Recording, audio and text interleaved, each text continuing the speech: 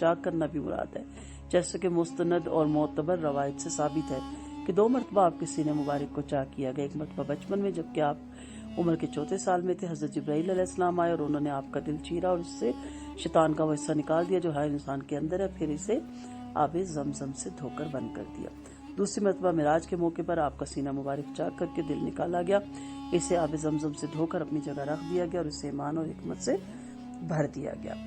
تو یہ آپ صحیح مسلم کی حدیث 162 میں دیکھ سکتے ہیں اور صحیح بخاری کی حدیث 34 میں آپ دیکھ سکتے ہیں۔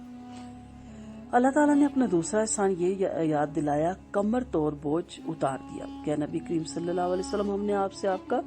بوجھ اتار دیا جس نے آپ کی کمر توڑ دی تھی۔ اس بوجھ کا تعلق نبوت سے پہلے آپ کے 40 سالہ دور زندگی سے تھا۔ اس دور میں اگرچہ اللہ تعالیٰ نے آپ کو گناہوں سے محفوظ رکھا، کسی بت کے سامنے آپ کبھی سجدہ ریز نہیں ہوئے، کبھی شراب نوشی نہیں کی اور بھی دیگر برائیوں سے کنارہ کش رہے، تاہم معروف معنوں میں اللہ تعالیٰ کی اطاعت اور عبادت کا نہ آپ کو علم تھا اور نہ آپ نے کی، اس لیے آپ کے دل اور دماغ پر اس 40 سالہ دور میں اللہ کی عبادت اور بندگی نہ کرنے کا بوجھ تھا،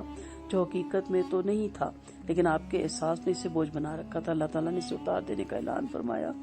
کہ آپ پر احسان فرمایا۔ بعض مفسرین کے مطابق یہ نبوت کا بوجھ تھا جسے اللہ تعالیٰ نے ہلکا کر دی، یعنی اس راہ کی مشکلات برداشت کرنے کا حوصلہ اور دعوت و تبلیغ میں آسانیاں پیدا کر دی۔ اللہ تعالیٰ ہم جیسے گناہگاروں کو بھی جو ہم نے اس کام کا بیڑا اٹھایا ہے، اللہ تعالیٰ اس طرح کی تمام مشکلات ہم سے دور کریں اور جو اللہ کی حکمت کے تحت آنی آزمائشیں اس پہ حوصلہ دے اور دعوت و تبلیغ کے کام میں ہمارے لیے آسانیاں پیدا کریں، اور جو جہاں جس جگہ بھی دعوت و تبلیغ کا کام کر رہا ہے اللہ تعالیٰ غائبانہ ان کی مدد کرے اور ان کی مدد کے لیے فرشتے نازل فرمائے، آمین ثم آمین۔ پھر اگلا احسان ہے کہ آپ کا ذکر بلند کر دیا۔ اللہ تعالیٰ نے اپنا تیسرا احسان یہ ذکر کیا کہ نبی صلی اللہ علیہ وسلم ہم نے آپ کے لیے آپ کا ذکر بلند کر دیا۔